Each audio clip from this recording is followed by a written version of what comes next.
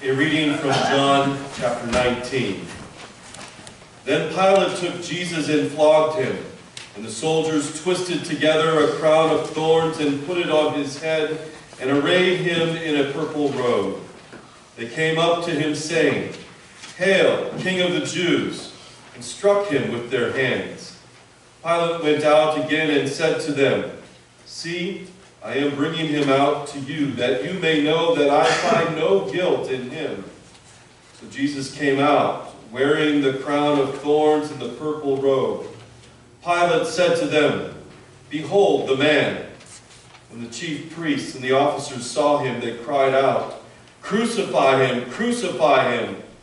Pilate said to them, "Take him yourselves and crucify him, for I find no guilt in him."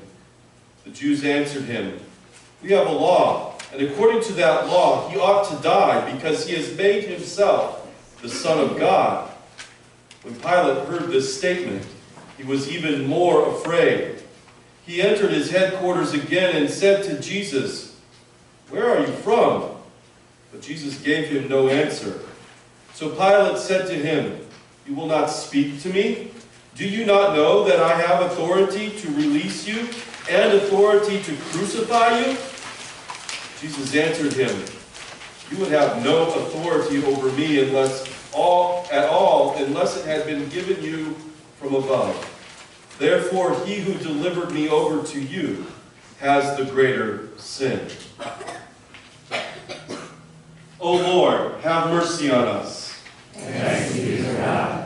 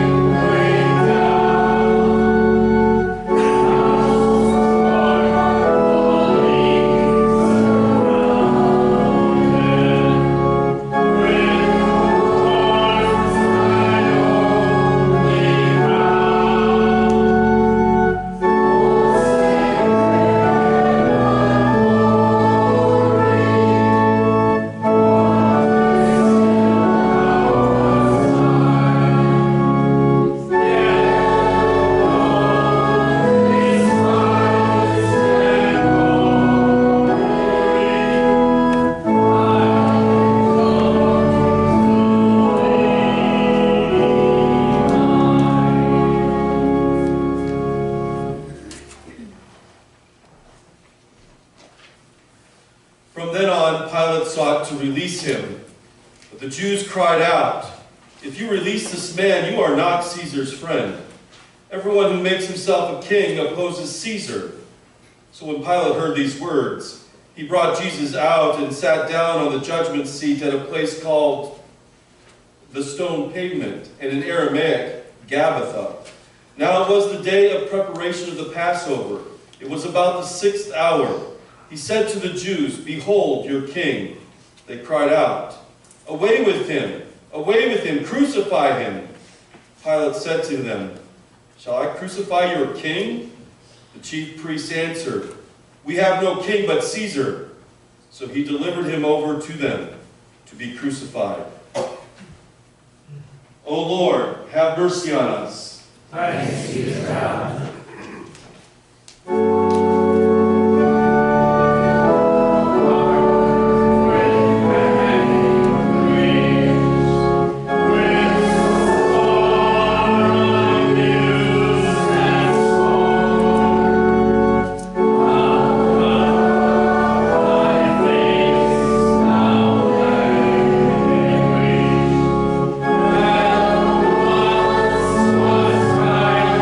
Has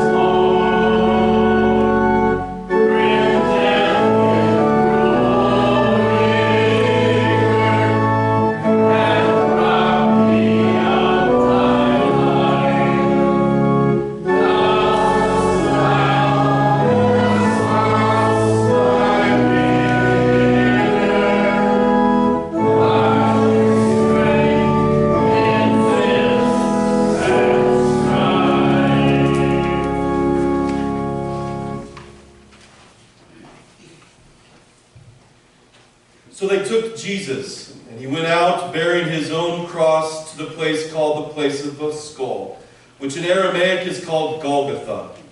There they crucified him, and with him 2 others, one on either side, and Jesus between them. Pilate also wrote an inscription and put it on the cross. It read, "Jesus of Nazareth, the King of the Jews." Many of the Jews read this inscription, for the place where Jesus was crucified was near the city, and it was written in Aramaic, in Latin, and in Greek.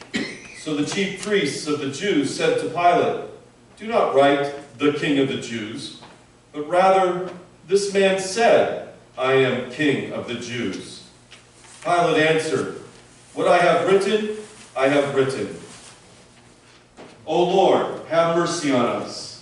Thanks be to God.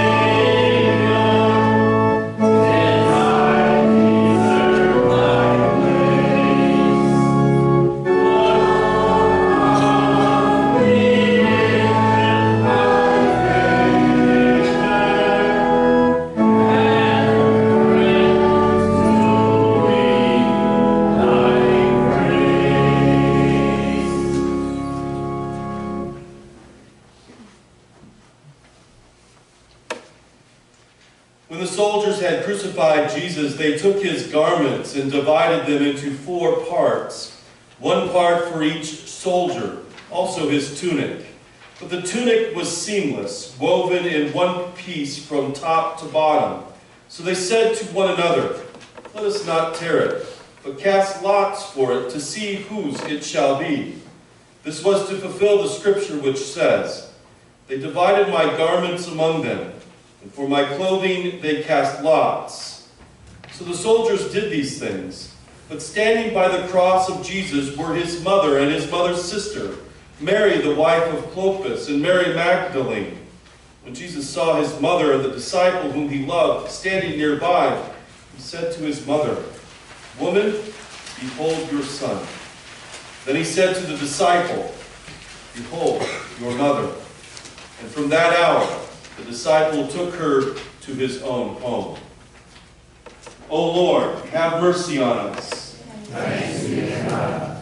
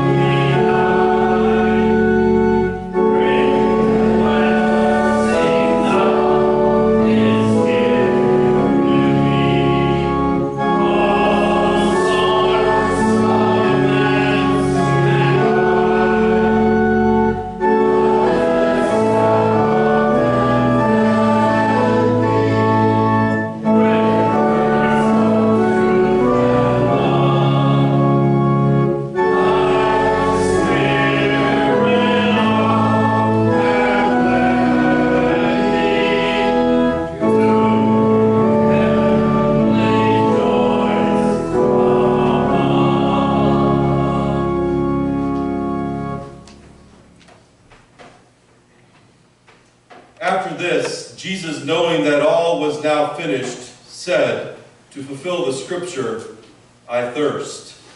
A jar full of sour wine stood there. So they put a sponge full of the sour wine on a hyssop branch and held it to his mouth. When Jesus had received the sour wine, he said, "It is finished." And he bowed his head and gave up his spirit. O Lord, have mercy on us. Thanks be to God.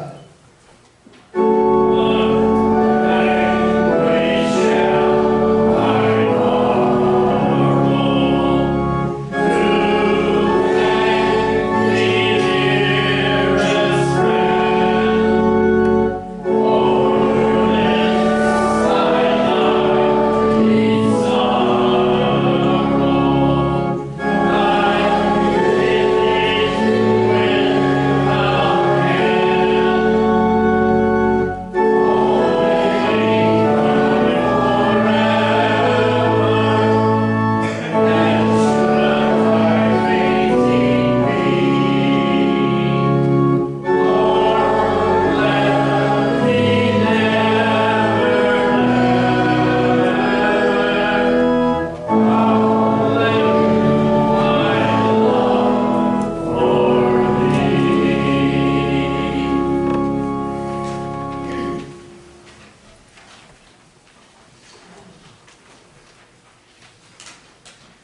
Since it was the day of preparation, and so that the bodies would not remain on the cross on the Sabbath, for that Sabbath was a high day, the Jews asked Pilate that their legs might be broken, and that they might be taken away. So the soldiers came and broke the legs of the first and of the other who had been crucified with him. But when they came to Jesus and saw that he was already dead, they did not break his legs. But one of the soldiers pierced his side with a spear, and at once there came out blood and water. He who saw it has become witness. His testimony is true, and he knows that he is telling the truth, that you also may believe. For these things took place that the scripture might be fulfilled. Not one of his bones will be broken. And again, another scripture says, they will look on whom they have pierced. O Lord, have mercy on us. Thanks be to God.